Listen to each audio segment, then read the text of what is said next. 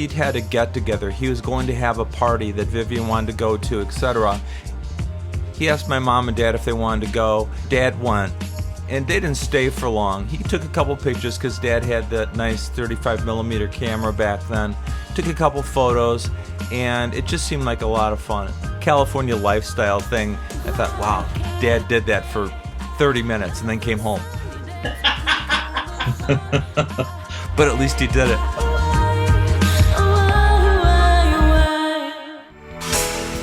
As a family on a budget, my parents made the proud choice to take our family of 4 on a vacation for a week to California. My father, my mother, my sister, and me. The year was 1968, and this experience would be full of firsts for 11-year-old me. I knew California was where they made movies, TV shows, and maybe I'd see one of the Monkees. Or John Wayne. Could happen. It all seemed more than magical to me, and before we left Illinois, a family friend brought over a booklet which I practically memorized on a place that expanded the perimeters of my mind. This is Life's Learning Curve, and I'm Paul Hart.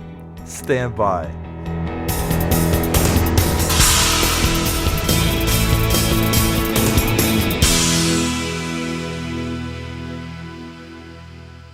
Prior to this, our family had taken vacations one time a year during spring break, or as we used to call it, Easter vacation.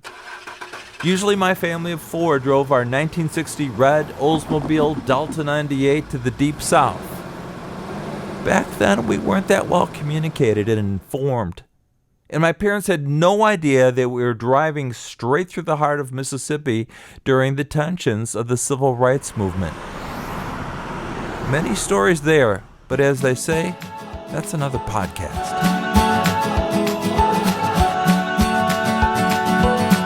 Illinois, 1968. Pre-flight. This would be my first jet flight. I'm 11 years old, and my family sat down and we talked a lot about this. My mom said we would have to dress up in good clothes, and we would also have to use our best manners. And my sister and I agreed. Yeah, we'd do that, sure. Once on the jet, my mom had told us that the flight might get bumpy. There might be some turbulence, but that would be okay and don't worry about it. Bumpy? That sounded good to me. Sounded like a ride. I was all in. I remember that as we flew, there was some turbulence on the flight once we got going. And as any kid would, I looked toward my dad just to see if everything was okay, and he said nothing, but he just smiled, pursed his lips, and nodded his head as if, this is normal, it's all okay, I'm with you. If Dad says it's okay, it's gonna be okay. It's switched on. The turbulence, then please ensure that you return to your seat immediately. Now my mom said that on the plane we'd get a meal. There'd be a meal in our coach section. And she said, well, the food might not be as good as the food the people get in first class, but it's gonna be good. My mom always compared all foods to hot dogs. She said, it'll be better than a hot dog, but probably not as good as steak. She said, well, maybe we might get steak, I don't know, but it might be okay. I remember when the stewardess came around and asked us if we'd like to choose between chicken or fish. We had a choice. I chose chicken, please. I asked my dad if it would be okay if I had a soft drink, a Coke. Now, everything was Coke, whether it was root beer, 7-Up, some sort of ginger ale, whatever. We just said Coke. Could I have a Coke? And my dad nodded his head and smiled and said, yes, you can have a Coke. That was a big thing because when I was that age, you had to ask permission to have a soft drink, and it wasn't very often I got to have a soft drink. So on the plane, this was a big deal. I asked proudly for a Coca-Cola, and they gave me Coca-Cola, and they gave me the rest of the can. Wow. Would this generosity never end? I was surprised because the stewardess came up to my sister and me. My sister's 3 years older, as I said. She squatted down and she began to talk to both of us on the jet. Now, back then they were called stewardesses, not flight attendants. And she asked us where we were going, And we proudly told her this was our first jet flight, and we were very excited. She asked what grade we were in, if our grades were good, if we liked our teachers, etc. She showed what I thought was genuine interest in us. And for a kid, being shown any interest at that age is just plain awesome. It seemed to me at that point that this vacation was a place that was going to be just tremendous. After all, we were going to the place where movies were made, where TV shows were produced. It was also Disneyland. Wow, what could be greater? It was like a kid's destination heaven. It was amazing.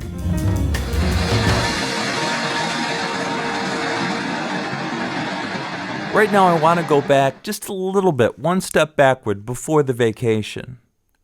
A friend of ours had come over and dropped off a booklet. And it was a booklet on Disneyland. My dad looked through it and my mother looked through it. My sister looked through it too, a little bit longer. And then it was my turn. I took that booklet and I looked at each page and went back and looked at it again and again. And I saw that Disneyland was this seemingly magical place. That there were not only rides, but there was something called attractions. Right? I didn't know what the difference was, but I knew I would find out, and I did. Prior to leaving, I looked at that booklet every night for 2 weeks. By doing this, I practically memorized this thing. I knew that the park was divided up into different lands, Tomorrowland, Adventureland, Fantasyland, etc. And I knew that if you walked this way, you'd come to something called a people mover. If you went this way, you'd go to the Matterhorn. I just couldn't wait.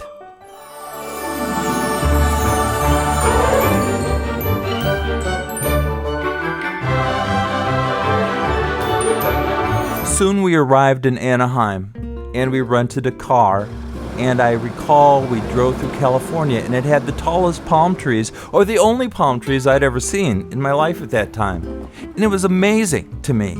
It looked really different than Illinois. It looked special. It seemed more colorful. It seemed cleaner. It seemed like I was in a really special place. I remember that my dad found a hotel that was adjacent to the Disneyland parking lot. When we looked out of our small hotel room, we could see first the parking lot of Disneyland. Then if you looked much farther, you could see the entrance of Disneyland. You could see the Matterhorn. That's the thing that stuck up out of the landscape. For those of you that aren't aware, the Matterhorn was a roller coaster ride that went in and out of this mountain created by the Disney people. I was really excited. When we went to bed that night, we knew we were going to go to the park the next day. Keep in mind, this is before Disney World even existed. We all went to bed, in sequence as usual. My sister, me, my mom, and then finally my dad, who shut off the lights and made sure everything was locked up and ready to go.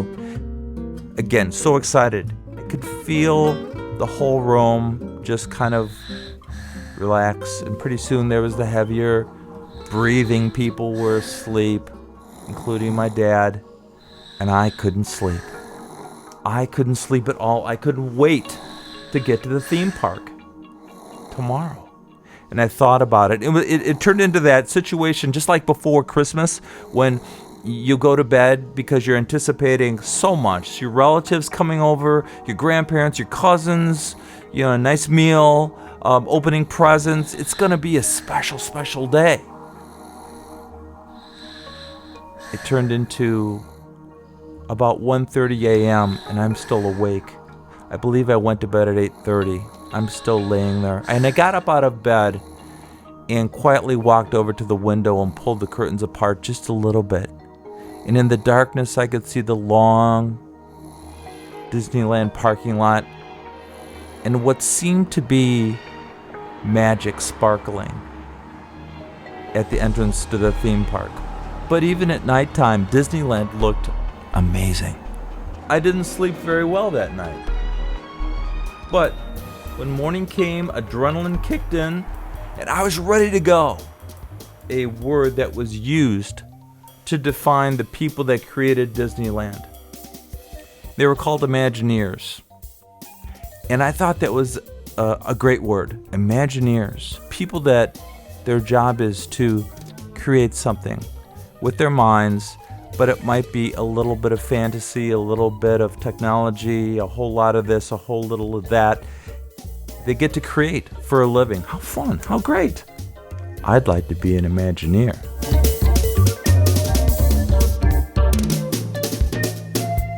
I won't go through the entire day, but I do remember certain flashes of images. One was a brand new adventure in Disneyland, 1968. It was called Pirates of the Caribbean. And this is before the whole film series. It was just about this kind of raucous adventure. When you wait in line at a Disney theme park, you're not just in a line. You're in this environment that gets you ready for the ride. And it might just be at the end of the line, there's some pirate memorabilia, some pirate themed things, but as you get closer, you start to hear music, and you pretty much get wrapped up in, I don't think I'm really at Disneyland anymore. I think I'm in an environment where there's pirates, and I better be careful. It's like so many things that you think of when you're a child, and you apply the fantasy and the fun to it, and it just becomes even better. So by the time we got into the cart, as I call it, and it's floating in water, and we rode on this cart through the Pirates of the Caribbean ride, I now understood what an attraction was. It wasn't a ride like in a carnival. Oh, there were some elements of splashing and going down this and that, but mostly it was these great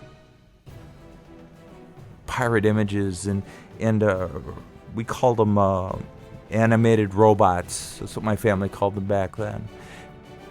They looked real, and they seemed real, and they were funny, and they were a little bit scary too. And the boat would float through the water, and you'd go from one scene to another. I understood that this was special, and this was unique. This was created by Imagineers.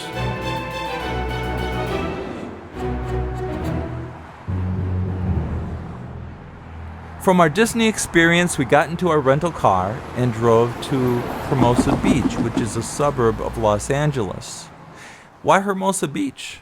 Well, my mom had a friend named Vivian, and she lived in Hermosa Beach, and we were going to stay there the rest of the week. And she was quite a treat. She smiled and she laughed a lot, and she liked kids, didn't have kids of her own because she was single. She lived in a small but roomy house just off of Pacific Coast Highway, and it was on the hill that sloped down going to the beach, Hermosa Beach. Orange and lime trees grew in her backyard and smelled wonderful. We enjoyed watching my mom and Vivian reconnect. They had been old friends from quite a few years back, and my mom explained to us ahead of time. She said, now Vivian does not smoke, or she doesn't drink alcohol, and she was raised in a very strict farm town back in Illinois, and now she's of course out in California. So we knew to be on our best behavior. When my dad knocked on the door opened, and there was Vivian, and she was holding a cigarette and holding a drink, a Bloody Mary, and she said, come on in.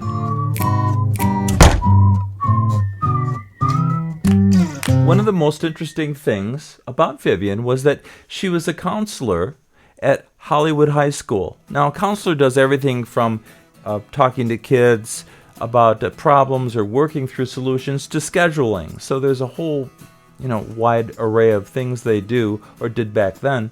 And I can remember one day she came home talking about this really bright student she had named John Ritter. John Ritter was one of the kids that she scheduled. She said, he's so bright and he's so funny. He's going to go someplace. Just wait. Don't down the road, you're going to hear about this guy. And of course, he's the John Ritter we know from Three's Company, etc. But one of the things I noticed in her house that was unusual to me was this button by the front door. It was a little round button and it said Sesame on it. Sesame. What did that mean? Well, when Vivian came home that day, I found out. She said, "Paul, watch this." And she took her hand and she pushed this button, and her garage door went up all by itself. I was like, oh my gosh, they've got more magic here in California than anywhere else. This is before anybody really had garage door openers. Now we all have garage door openers for the most part, and it's so easy. We take them for granted. But back then, this was something pretty special. And I had that urge as an 11-year-old. I really wanted to push that button constantly. And that's also a guy thing, incidentally. Guys like when you push buttons and things happen. You press the button and the drapes open. You press a button, very James Bond-like things. But we like gadgets and things. If you turn something on, it needs to light up. We get that satisfaction. I tell an old story about the Illinois tollway system where when I was a kid, you'd drive up to a toll booth and there was a gate that came down and you'd put your money in the toll booth. You'd throw it in, you'd hear it clank around, and when the money went in, it went ding, and then the arm came up and you could drive away. And I will never forget the day they took the ding out of it. Now you go to a toll booth if you're going to pay money and you hand the money over and there's no ding. What's going on with that?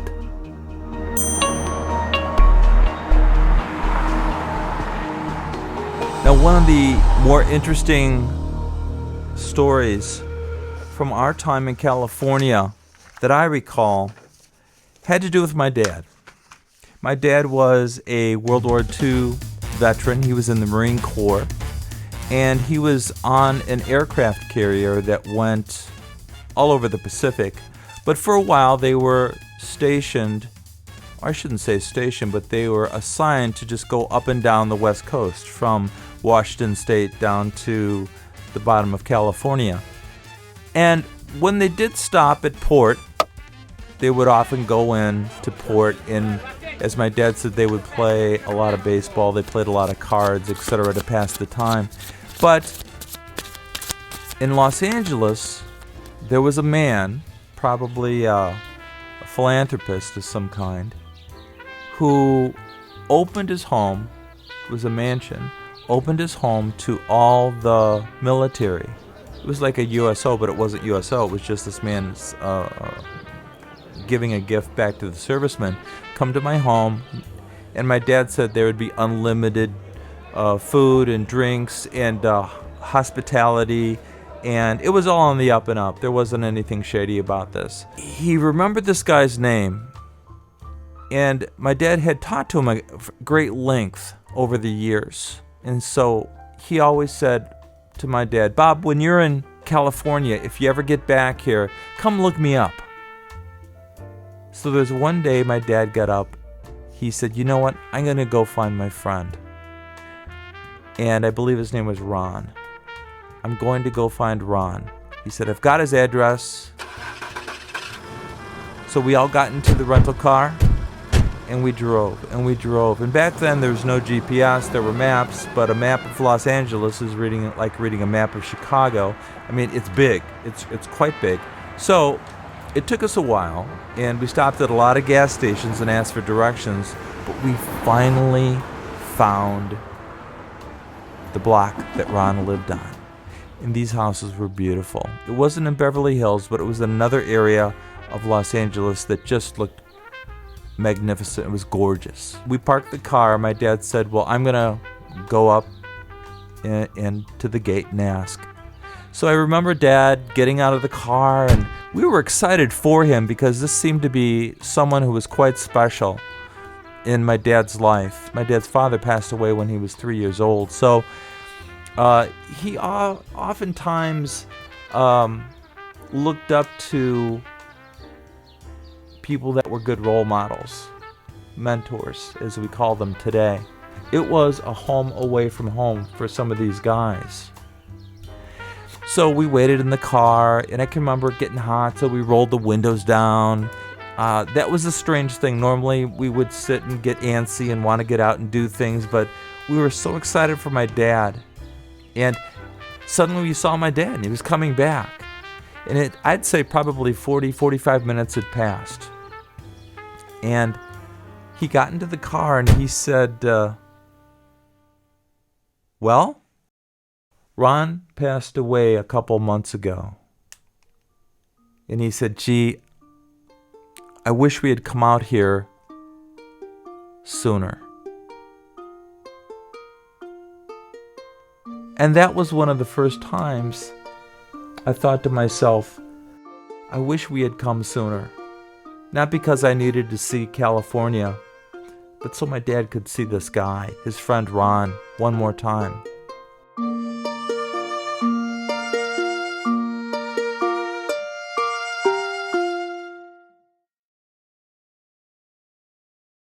Now, in the evenings, when Vivian would come home from work at Hollywood High School, she would tell us what went on during the day. And I'm thinking, what does Hollywood High School look like? I was in elementary school at the time, but I'm thinking, are there cameras? I mean, I didn't know. I had no idea. Turns out it was a high school.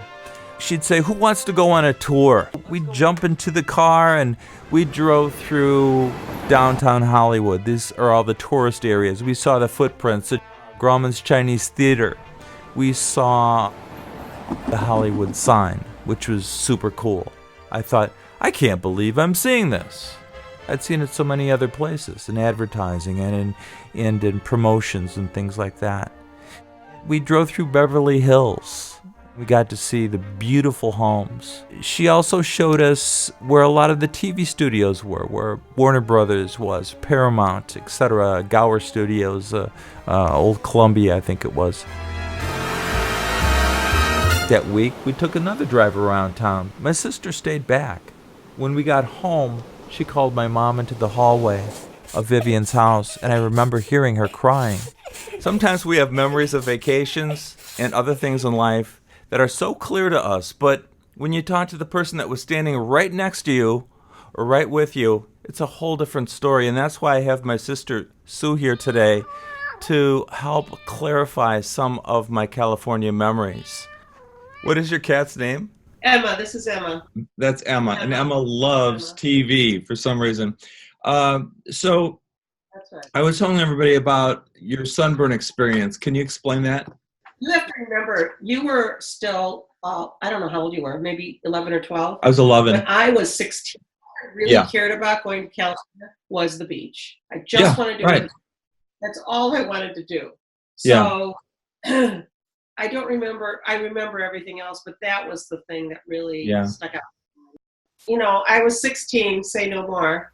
All I really wanted to do was get a tan when I was in California. And Mom and Dad and you and Vivian and everybody were going, I don't know, on a drive or to go see something. And it was like the last thing I wanted to do. And so I begged and begged, and they said, yeah, you can just lay out in the sun in the backyard. So there was a picnic table back there. So I put my towel down on the picnic table and I got my little suit on and I laid down.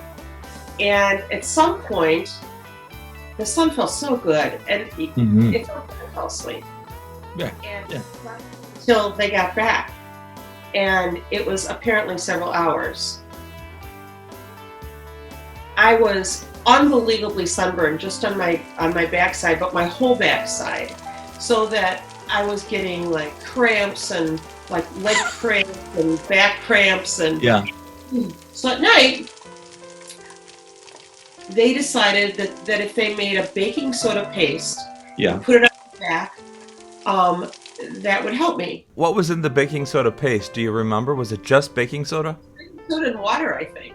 Okay. I don't know. We were in the living room. I remember I laid down on the floor, and I remember them putting this baking soda paste all over my back and my leg. And it didn't. I didn't think it helped, but they were thrilled that they had something that they thought would draw the teeth out. Now I've heard putting baking soda paste on like a bee bite or something, keep the sting out. But I remember, I think you had to sleep with that on through the night. Wasn't that the case? You slept on the floor face down? I remember Mom saying to me very sternly, "Don't step on your sister," like I was going to go over there and step on you. You know, it was just that hyper parent, I'm so worried about you that, you know, I'm going to tell you state the very obvious, like I'd go over and dance on you or something. I don't know. Anyway, the next day I woke up, we were going home. And then we went to the airport. Yeah. And I think Vivian, remember I was 16. Mm-hmm. So Vivian brought everybody, I don't know, Mai Tais or something in the morning for... Well, I didn't get one. Yeah, no, you were too small. Yeah. But she brought me my own bottle of champagne. And Mom was like, oh my, no, she's not, she's 16. And Vivian said, well, I started drinking when I was 16. Well, she lived on a farm, That's a pastime. Not only would she not let me take the champagne with me on the plane, that's when you could take just about anything. Yeah, right. But she wouldn't let me have a sip of the Mai Tai either. So anyway, there was a fond farewell. We left. Got on the plane, and I sat down very gingerly, sat down on the plane. And I don't remember if we had all seats together or not. I don't remember that.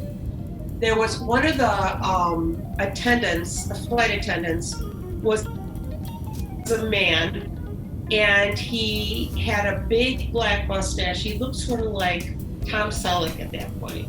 Oh, okay. And he was a bunny suit. And so because it was Easter, right? And I don't even know, he was passing out eggs or whatever, and he kept looking at me, and I was like, oh please, I don't even want an Easter egg. I was in so much pain. And he sees me, and he finally gets to me, and instead of handing me an egg, he sat down on my lap. And I screamed. I'm surprised I didn't land the plane. I screamed so hard. And it wasn't because he sat down on my lap. It was because I was in such pain. Yeah, just moving. So he hopped up like a little bunny so fast. I can't even tell you. Just about ready to depart. Should be away on schedule in the next couple of minutes or so. I was thinking about how much airline travel has changed over the years. I think before it was the experience itself, and now people are flying so much that it's not really a new experience for most people. Yeah. Make sure your seatbelt is not fastened and do make yourself comfortable. Thank you. One of Vivian's good friends was her friend Pete. Sue, what do you remember about Pete? Pete was he wasn't an admiral, but he was maybe one step below an admiral. He was really high up in the Navy, and he took us, do you remember he took us to the Officers Club? Mm-hmm. We had a delicious dinner, and I got all dressed up, and we went to, and again, I was 16, so I was very comfortable, and first of all the men there were just like, I thought they were just like dreamy gorgeous. However, I never said anything about that. I just, it was sort of a magical night. And then he had a house right on the ocean that kind of over the ocean. I don't know if you remember that or not. Yes, I do. It overlooked, it was on the other side of Pacific Coast Highway, and it was on a hill. We all went over there, and it was daytime. It was late afternoon. My gosh, what's more gorgeous than Southern California, late afternoon, the sun is setting in the ocean, and that's when we get there. And Pete lived on this hill. We park the car, rent a car on the hill. We get out and we go inside, and everything's fairly normal. And when we walk in, there's that family room, which was, it seemed to me to be about 60 feet wide, but it wasn't that big. But it seemed to be that wide. How wide do you think that was? In my brain, it was 60 feet wide. I think it was like... It was probably 25 feet wide. Oh, okay. Well, being a little kid, it was 60 feet wide. It was a big room, and it was a big wall of windows. Well, I remember standing there and looking out this window, and there's the Pacific Ocean. There's the sun going down. The water and the sun are coming together as one. It's all turning orange and red. And again, that just enhanced this is just magic thing to me.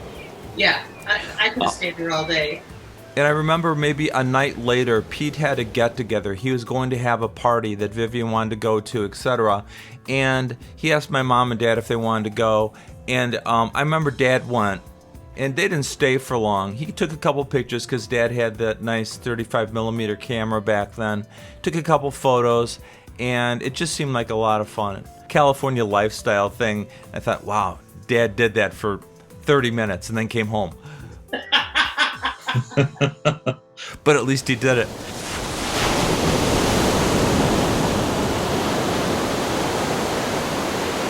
I remember Vivian calling Mom and saying Pete died, and it was, I don't even know how old they were, maybe late 40s.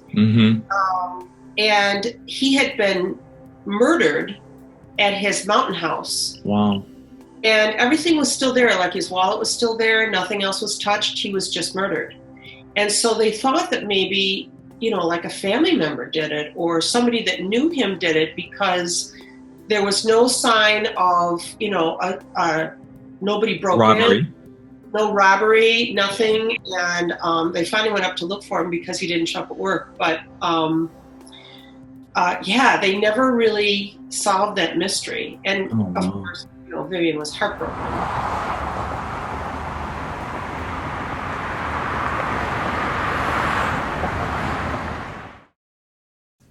Now, we did go back there, I think, when you were older and when I was older. And I'm going to say in between 7th and 8th grade for me.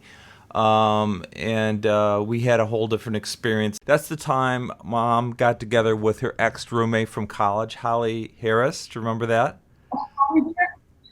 And we went, she and her husband, who was a director. Some background on that, Holly Harris. Yeah, please. Holly was, went to high school with Mom.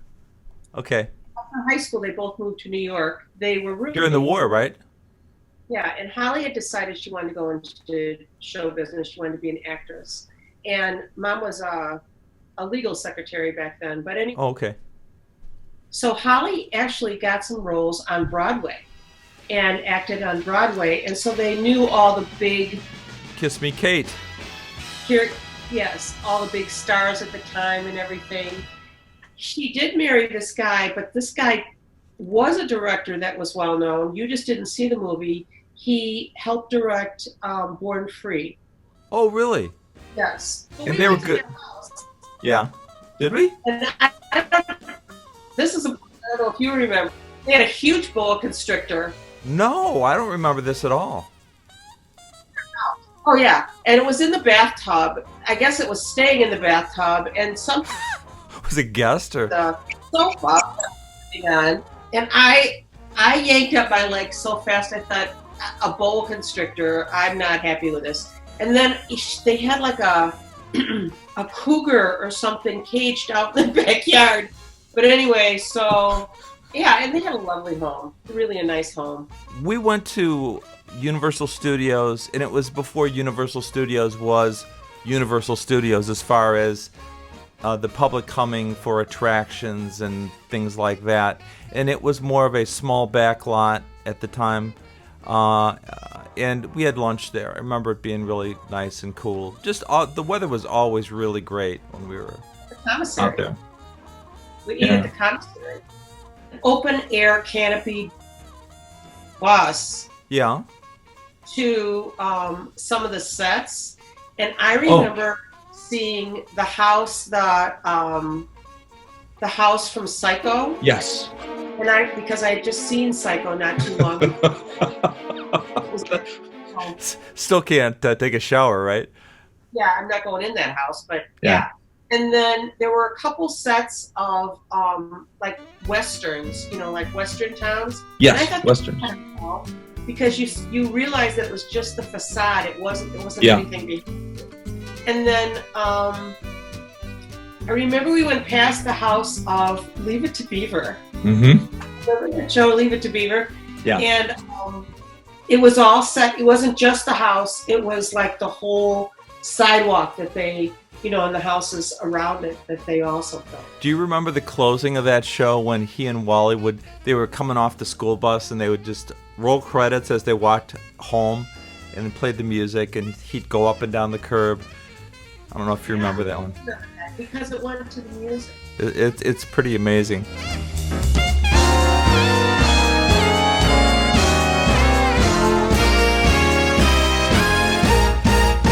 We had an amazing time in California that year so long ago. The state has changed greatly since then, but my memories are still strong, and that says a lot for this destination and the people that we encountered. My sister and I benefited greatly from this experience with stories and photos and great memories.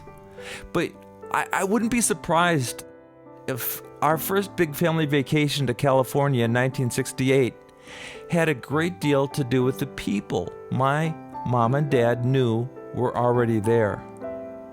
For my mom, finding her friend Vivian again proved that distance is just a test to see how far friendship can travel.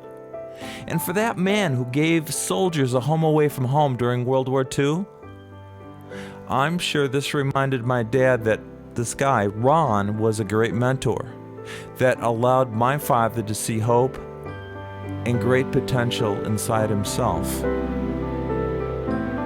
For Life's Learning Curve, I'm Paul Hart.